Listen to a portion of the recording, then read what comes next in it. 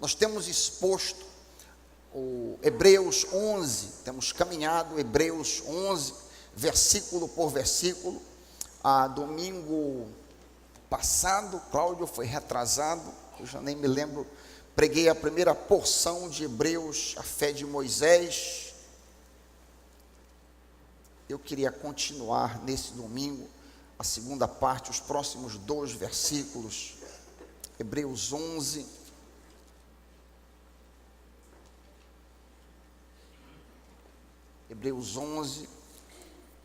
versículos 27. Quantos têm o texto sagrado? Ergam-no para que eu possa ver. Amém. Muitos aí em cima também, né? Ótimo. Hebreus 11, 27 a 29. 3 versículos apenas. Pela fé, ele, se referindo a Moisés, abandonou o Egito. Não ficou amedrontado pela cólera, pela ira do rei. Antes, permaneceu firme, como quem vê aquele que é invisível. Pela fé, Moisés celebrou a Páscoa e o derramamento do sangue, para que o exterminador, o anjo da morte, não tocasse nos primogênitos dos israelitas. Pela fé, os israelitas atravessaram o Mar Vermelho como por terra seca, tentando fazê-lo. Os egípcios foram tragados de todos. Pai querido, que as palavras dos meus lábios e o meditar do meu coração sejam aceitáveis a Ti, rocha minha e redentor meu. O povo de Deus apoiando diz: amém. Que coisa mais estranha nós lemos neste versículo, que diz, vocês notaram, não temendo a ira do rei. Algumas traduções dizem, não temendo a cólera do rei. Não temendo? Como assim? Quando a gente lê Êxodo 11, Moisés não está com medo, Moisés está apavorado. Como que não teme a ira do rei? Como que a gente pode entender o que o autor de Hebreus está falando? Se você deixar um dedo aí em Hebreus e se voltar para o Antigo Testamento e para Êxodo 2, o contexto de Hebreus 11, 27 a 29, é Êxodo 2, é o pano de fundo deste texto. Dá uma olhada aí em Êxodo 2, 13 a 15, diz que pela fé em Hebreus que ele fugiu, que ele saiu do Egito. Olha aí o que diz em Êxodo 2, no dia seguinte saiu, e eu vou colocar, do palácio onde ele morava, e viu 2 hebreus brigando. Então perguntou ao agressor, Moisés fala, por que você está espancando seu irmão, seu companheiro? O israelita olhou para ele e disse, quem te nomeou líder nosso? Quem te nomeou juiz sobre nós? Tu queres nos matar como tu mataste o egípcio? Moisés teve medo e pensou, com certeza tudo já foi descoberto. Ele havia assassinado um egípcio antes, e diz, com certeza já foi descoberto. Segue o texto. Quando o rei Faraó soube disso, procurou matar Moisés, mas este fugiu e foi morar na terra de Midian. Moisés fugiu, contrário ao que diz, pelo menos na superfície, contrário ao que diz Hebreus 11, Moisés temeu muito a ira do rei, tanto é que ele fugiu por causa da possibilidade do rei mandar matá-lo. O que é que está? Como que a gente pode entender esse texto? Depois de 40 anos de ostracismo e quebrantamento, Moisés é convocado para retirar o povo israelita. Moisés, como vocês sabem, depois que passa 40 anos apodrecendo, comendo poeira lá no deserto, Deus o chama e diz para ele tirar o povo.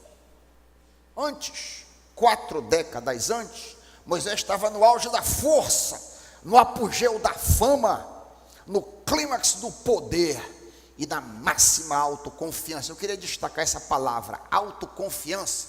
Ele está no máximo da autoconfiança.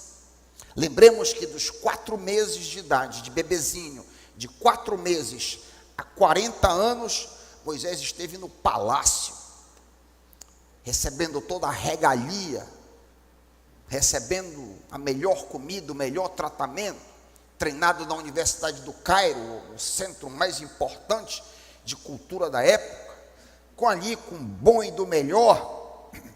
O texto em Atos 7:22 diz que Moisés havia sido, abre aspas, educado em toda a sabedoria dos egípcios. E diz ainda o texto, Lucas diz em Atos 7, que ele era poderoso em palavras e obras. Moisés era poderoso, era eloquente, poderoso em palavras e obras, um gigante em termos humanos, um intelectual, um homem tremendo, forte fisicamente, um príncipe forte mental e fisicamente, tanto que ele não teve nenhum problema em matar aquele egípcio que estava espancando o hebreu. Todavia, este homem foi quebrantado completamente na casa do seu sogro. Eu não sei como é morar na casa do sogro, né? Eu sei que o meu genro morou na minha casa, eu me lembrava disso aqui, tentei ser o melhor possível para ele, eu acho que não tem nenhuma queixa. Mas eu acho que deve ter sido muito difícil aqueles dias para o príncipe Moisés, no meio de um povo iletrado, de pastores que não sabiam ler nem escrever, e ele fugido, lembrando de casa, foi quebrantado por 40 anos. Eu já ouvi alguém dizer o seguinte: por que Deus esmagou Moisés por 40 anos? Porque 39 não foi suficiente. Porque 39 anos de espera e sofrimento não foi suficiente. A obra que Deus tinha separado para Moisés era tão grandiosa, era tão espetacular, que primeiro Moisés tinha que ser reduzido a nada. E se encontrando como nada, eu vou provar aqui, já, que ele se via já como nada, então Deus foi tudo na vida dele. É isso que Deus quer fazer na minha e na tua vida. Exatamente a mesma coisa que Deus quer fazer contigo. Que tu não confies nos teus títulos, que tu não confie na tua força física, nas tuas habilidades. Todas essas coisas são boas, pode fazer, ir para o ginásio, fazer halterofilismo, pode fazer mestrado, essas coisas são todas muito boas, e tu deves fazer, mas não é nisso que tu deves confiar.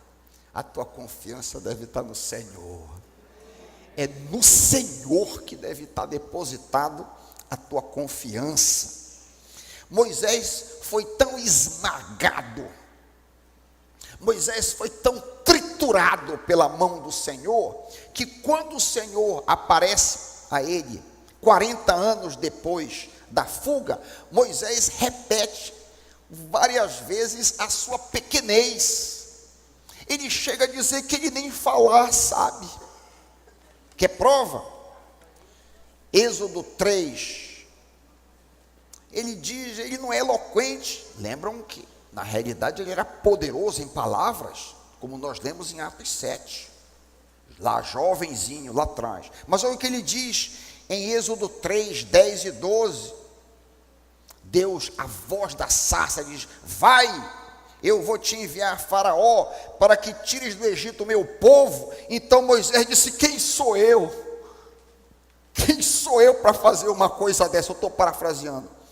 Quem sou eu para que vá a Faraó e tire os filhos do Egito?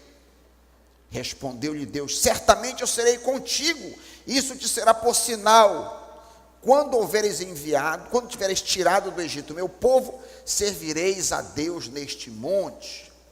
Apesar do encorajamento, Moisés insiste em sua inadequação. Mais adiante, em Êxodo 3,16, no diálogo da sarça ardente com Moisés, vemos essa descrição. Olha aí o texto, você está acompanhando no texto, Êxodo 3, 16 a 18, vai, diz a voz, ajunta os anciãos de Israel e diz-lhes, o Senhor, o Deus de vossos pais, o Deus de Abraão, de Isaque e de Jacó, apareceu-me dizendo, certamente vos tenho visitado e visto o que vos tem sido feito no Egito, e tenho dito, far-vos-ei subir da aflição do Egito para a terra do Cananeu, do Eteu, do Amorreu, do Perezeu, do Eveu, do Jebuseu, para uma terra que emana leite e mel. E diz ainda o Senhor, ouvirão a tua voz, ireis tu e os anciãos de Israel ao rei do Egito, e dir-lhes-ei, o Senhor, o Deus dos hebreus, encontrou-nos, agora pois deixa-nos ir a caminho de 3 dias para o deserto, para que ofereçamos sacrifícios ao Senhor nosso Deus. Qual foi a resposta de Moisés? 4:1, eis que ninguém vai crer em mim, não crerão em mim, nem ouvirão a minha voz, pois dirão para mim, o Senhor não te apareceu.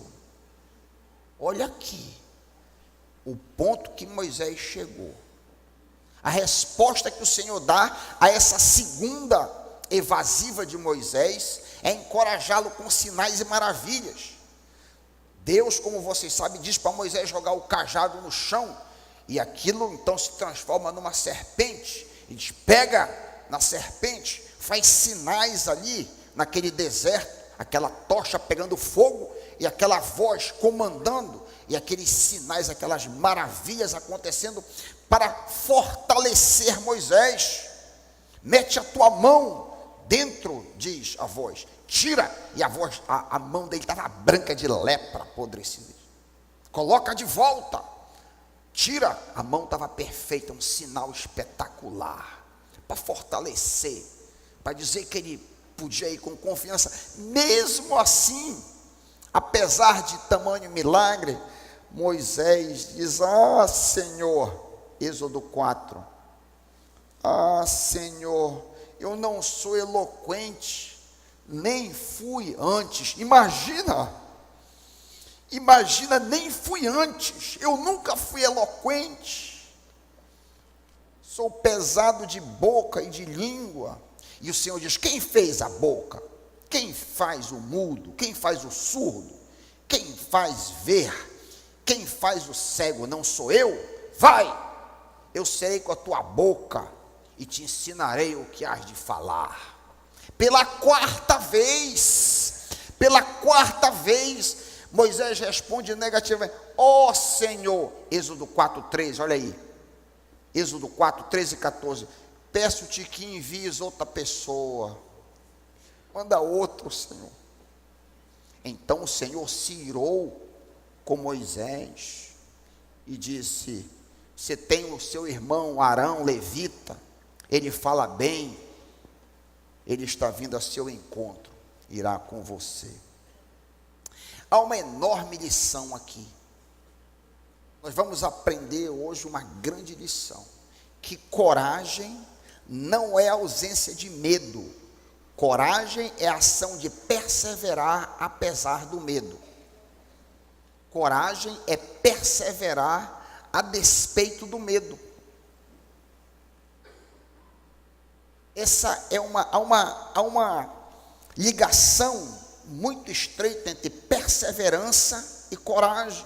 Por sinal, o nosso texto, se você voltar para Hebreus 11, 27, que é o texto que nós estamos analisando, Hebreus 11, 27, pela fé saiu do Egito, não temendo a ira do rei, e perseverou. Está aí a palavra, olha, perseverou. A despeito do temor, ele acabou indo. A despeito de dizer, não, manda outro, não sei falar, não sou ninguém, sou pequeno, sou inadequado, ele acabou indo, ele perseverou. Então o escritor de Hebreus usa o todo e não o pontual, a hesitação inicial. Você não deve ser avaliado, o curso da sua vida não deve ser avaliado por uma falha que você teve ali, por um tropeço que você teve acolá. mas sim o todo. Como tem sido a tua trajetória de vida? Pela graça do Senhor, o Senhor tem me dado forças e eu tenho perseverado. Você tem perseverado? É o que conta. Coragem não é ausência de medo. Coragem é a ação de perseverar apesar do medo, apesar dos temores. É interessante a gente ver como que a coragem e como que Moisés vai evoluindo a partir desse primeiro encontro com a sarça ardente e depois os encontros com Faraó. É interessante ver como que ele evolui e como que ele fica ousado no final. Por exemplo, Êxodo 8, na primeira interação, no primeiro encontro real que ele tem com o Faraó, imagina o que seria encontrar o Faraó, que tinha poder sobre a vida e a morte num trono elevado, e você vinha ali representando escravo. Mas nesse primeiro encontro, depois que Deus havia mandado as rãs, e Faraó manda chamá-lo, Êxodo 8 e 9, Faraó mandou chamar Moisés e disse: orem ao Senhor para que ele tire essas rãs de mim e do meu povo, então deixarei meu povo ir, então deixarei o teu povo ir e oferecer sacrifícios. Moisés disse, olha os termos de Moisés: a honra é tua de me dizer quando devorar. Dize-me quando devorar. Olha que ele está cabisbaixo. Quando devorar por ti, por teus conselheiros e por teu povo, para que tu e tuas casas fiquem livres das rãs, e sobrem apenas as rãs que estão no rio. Moisés tímido, humilde, que se encontrou inicialmente com o rei. Olha a evolução de Moisés. Avança para Êxodo 10, olha a postura na nona, quando Moisés vai para falar sobre a nona e anunciar a 10ª praga. Êxodo 10, 24 em diante. Então o Faraó mandou chamar Moisés e disse: vão e prestem culto ao Senhor, deixe somente as ovelhas e os bois, as mulheres e as crianças podem ir. Mas Moisés contestou: tu mesmo vai nos dar os animais, tu mesmo vai nos dar os animais. Olha como ele está ousado aqui. Tu vai nos dar os animais para os nossos sacrifícios. A postura dele já está mudando. Além disso, os nossos rebanhos também irão conosco. Nenhum casco de animal nosso vai ficar aqui. Mudou bastante. Nada nosso vai ficar nessa terra. Mas o Senhor endureceu o coração de Faraó e ele recusou a deixá-los e disse Faraó a Moisés, nessa interação: sai da minha presença, trate de nunca mais aparecer diante de mim. No dia que vir a minha face você morrerá. Ele disse para Moisés. Respondeu Moisés: será como tu disseste, nunca mais verei tua face. Infelizmente, a divisão de capítulos aí no Antigo Testamento atrapalha a compreensão, porque o diálogo não para aí. Nessa divisão que está aí na tua Bíblia não para, o diálogo continue. Aliás, o diálogo continue, a divisão é infeliz. Após dizer a Faraó que ele não mais veria a sua face, Moisés anuncia, ato contínuo, a 10ª praga, em termos ousadíssimos, quase irreconhecível. Irado, Moisés afirma que todos os primogênitos morrerão e os ministros do rei vão ficar de joelho diante dele, Moisés. Quer ver? 11:8. Olha aí, 11:8. Olha o que Moisés diz. É muita ousadia.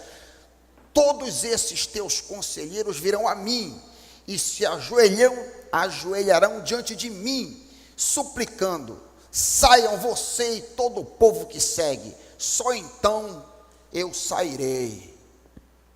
E com grande ira Moisés saiu da presença de Faraó. Que mudança! Caramba, que mudança de comportamento! Com grande ira Moisés saiu da presença de Faraó. Moisés persevera ao longo das 10 pragas com a ajuda de Deus e vai ganhando coragem à proporção que vê a poderosa mão do Senhor agindo em favor do seu povo, porque coragem não é ausência de medo, coragem é a ação de perseverar apesar do medo. Por sinal, o texto deixa explícito a explicação do motivo da evolução de Moisés. O texto que nós lemos em Hebreus 11 diz o que fez Moisés perseverar, o que fez Moisés ficar ousado. Está aí no teu texto, olha aí, no final do versículo 27, Hebreus 11, 27, porque via aquele que é invisível. Foi Deus, foi o contemplar de Deus, foi o contemplar da mão de Deus que fez com que ele fosse ganhando força, e fosse crescendo, e fosse perseverando, e fosse ficando ousado mais e mais. Moisés viu a ação de Deus, do Deus invisível, no envio das rãs, dos piolhos, das moscas, das úlceras, dos gafanhotos, etc. E talvez o que mais saltou aos olhos de Moisés foi a diferença que foi feita entre a terra de Gósen e o resto do Egito. Imagina, em pleno ar, Moisés viu coisas espetaculares. Por exemplo, Êxodo 8, 21 a 23. Êxodo 8, 21 a 23.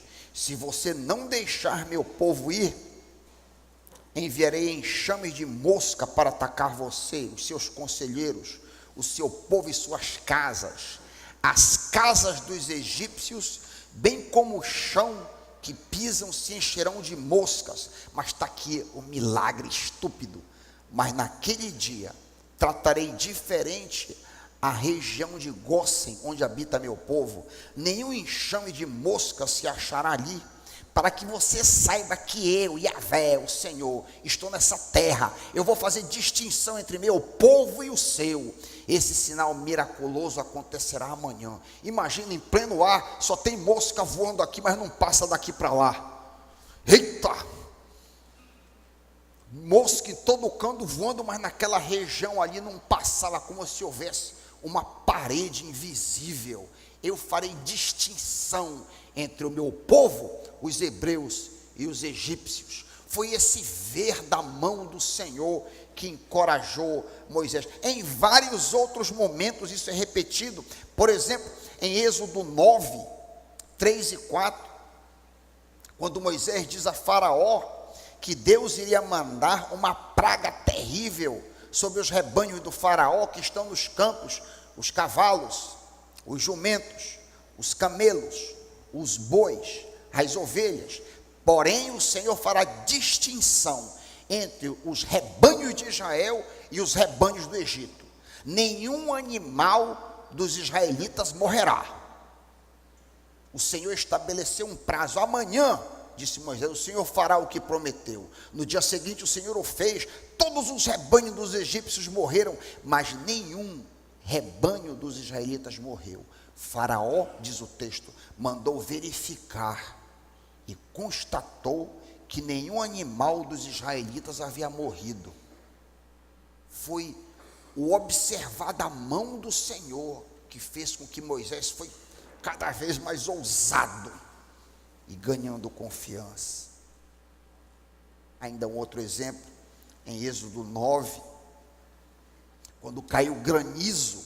Granizo é uma pedra de gelo grande que caiu, que matou, esbagaçou muita gente. E diz em Êxodo 9, 25 e 26, somente na terra de Gósen, onde estavam os israelitas, não caiu granizo. Êxodo 9, 25 a 26, foi o contemplar deste Deus invisível que deu a Moisés a coragem necessária para enfrentar os seus desafios. Coragem não é a ausência de medo, coragem é a ação de perseverar apesar do medo. Você está enfrentando alguma situação difícil? Você está enfrentando alguma luta?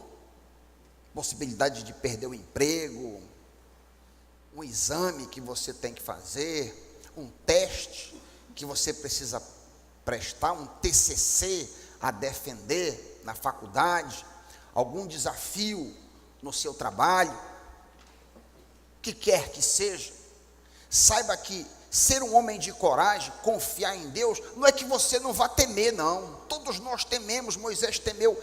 Coragem é você perseverar. Vá em frente. O Senhor é comigo. Talvez por dentro você esteja abalado, mas você vá confiando no Senhor, o Deus de Moisés, o mesmo Deus, que vive ontem, hoje, eternamente. Amém? Nosso texto ainda, Hebreus 11, versículo 28, diz: pela fé, Moisés celebrou a Páscoa e fez a aspersão do sangue, para que o anjo da morte, o destruidor, não tocasse nos filhos mais velhos dos israelitas. Devido à sua fé, à sua confiança na palavra de Deus, Moisés obedeceu ao comando divino que havia sido revelado a ele. O Deus de Abraão, de Isaac e de Jacó, que séculos antes revelou a Moisés que mataria todos os primogênitos e tocaria em todas as casas, ou de pessoa, que tivesse gente ou animal, e mataria, a não ser que fosse passado o sangue da ovelha na verga da porta. Tinha que obedecer. E o que é lindo, o que chama atenção, o que me chama atenção aqui, é que não apenas os israelitas obedeceram, mas vocês sabiam que muita gente, egípcios e outros escravos, obedeceram? Vocês sabiam disso? Vocês sabiam que a gente pode saber pela Escritura que muitos dos que estavam testemunhando aquelas maravilhas, aqueles sinais, colocaram também a confiança deles, embora eles não fossem israelitas, embora eles não fossem hebreus, embora eles não fossem descendentes de Abraão, eles colocaram também a esperança e pintaram a porta, e diz o texto, saíram com os israelitas. Onde é que está isso, pastor Raik? Onde cargas d'água está isso? Êxodo 12, 38. Êxodo 12, 38. Anota esse texto aí. Êxodo 12, 38. Grande multidão de estrangeiros, de todo tipo, seguiu com eles, além de grandes rebanhos.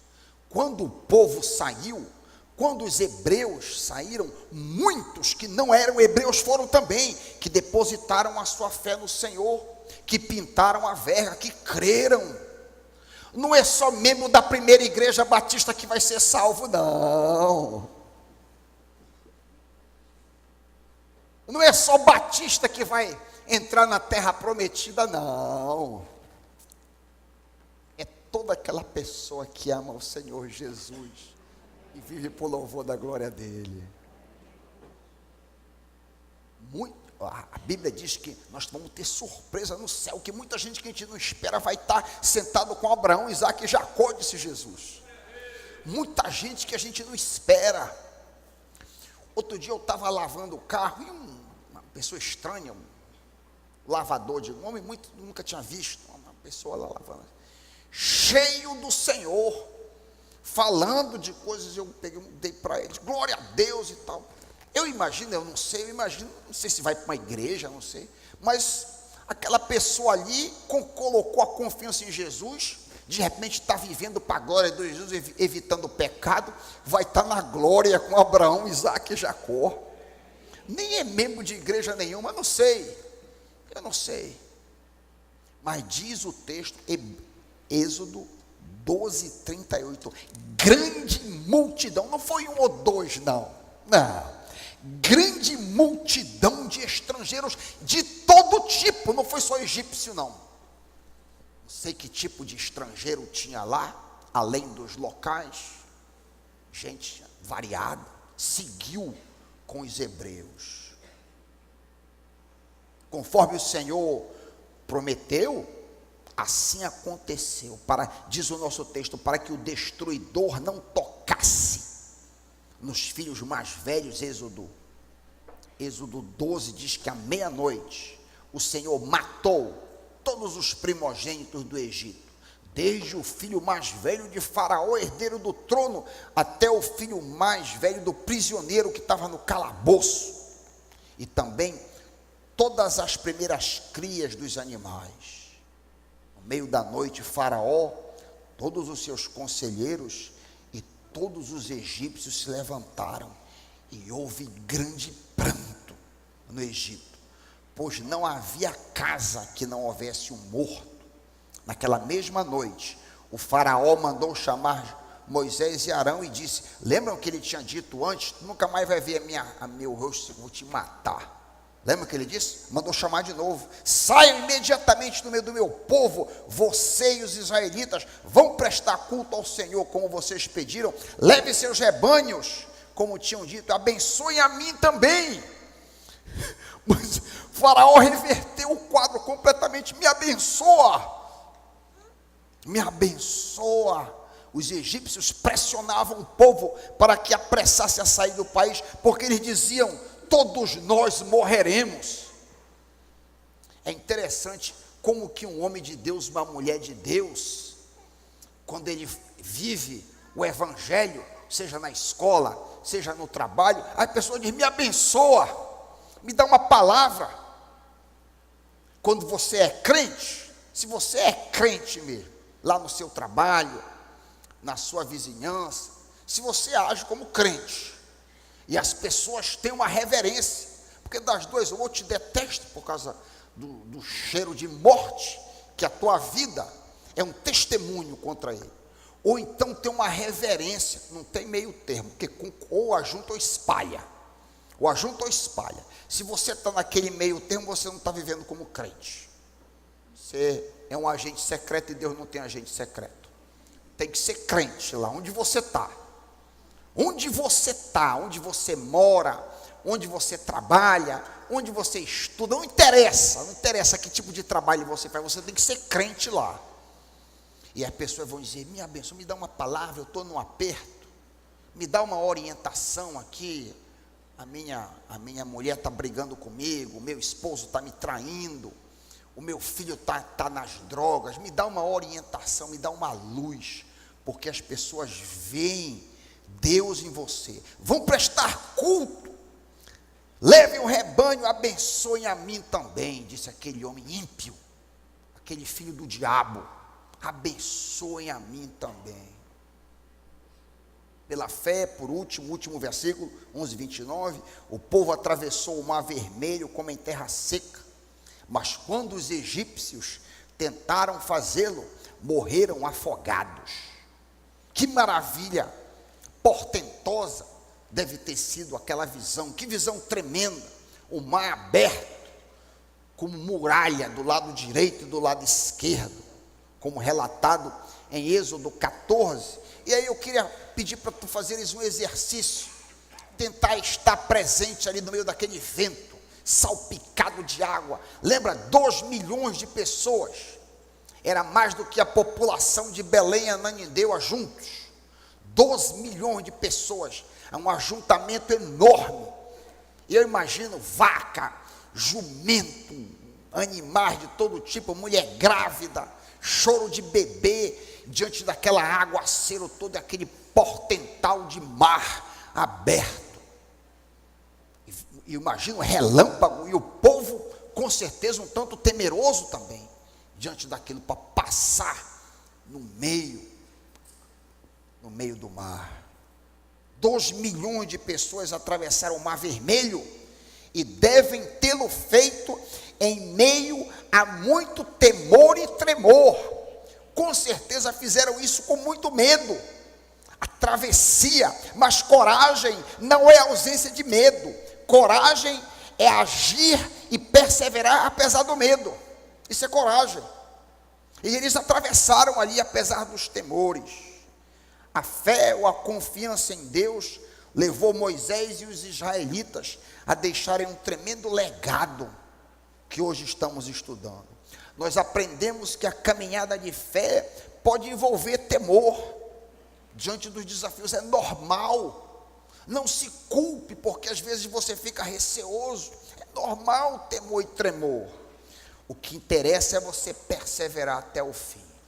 Que Deus te abençoe e que essa palavra caia no teu coração. Não desiste. Não desiste da tua luta. Não desiste. Está ruim? Segue em frente. Pastor Raik, eu estou debaixo de uma ameaça séria lá no meu trabalho. O Senhor é contigo, varão. O Senhor é contigo, vai para frente. Pastor Raik, eu estou numa luta muito grande em casa, não tem mais jeito. Não tem mais jeito, meu filho terrível. Continua, persevera. Persevera. O Senhor pode arrancar o teu filho das drogas. Meu marido está me traindo à torta e à direita, eu não sei mais o que fazer. Fica firme. Fica firme, o Senhor é contigo. Vai avante. O Senhor é contigo. Coragem não é ausência de medo. Coragem é perseverar, apesar do medo. Amém? Que o Senhor te abençoe. Há alguém aqui que queira aceitar Cristo como seu Salvador? Há alguém aqui que entendeu a palavra do Senhor hoje? E anda com medo, mas é do diabo e não do Senhor. Porque quem não tem o Senhor tem medo do inimigo. Anda com medo de Satanás. Você quer ser liberto? Aceite Jesus. Aceite o Senhor Jesus. Aquele que anda com o Senhor Jesus, Satanás treme diante dele. Aquele que anda com o Senhor Jesus, que anda em vida santa, o inimigo treme diante dele. Você quer, tem alguém aqui que quer receber a Cristo como seu Senhor e Salvador nesse primeiro domingo? Quem sabe você não quer ter um ano diferente, você está cansado de pecar, tua vida foi um lixo até aqui, e tu queres receber Jesus como teu Salvador, tu queres ter um ano diferente, 2019, primeiro domingo do ano, você quer começar diferente, você quer abandonar os seus pecados, quer abraçar Jesus. Eu não estou chamando você para ser membro de igreja, não, estou chamando você para aceitar Cristo, se arrepender dos seus pecados, e abraçar Cristo que pode te salvar.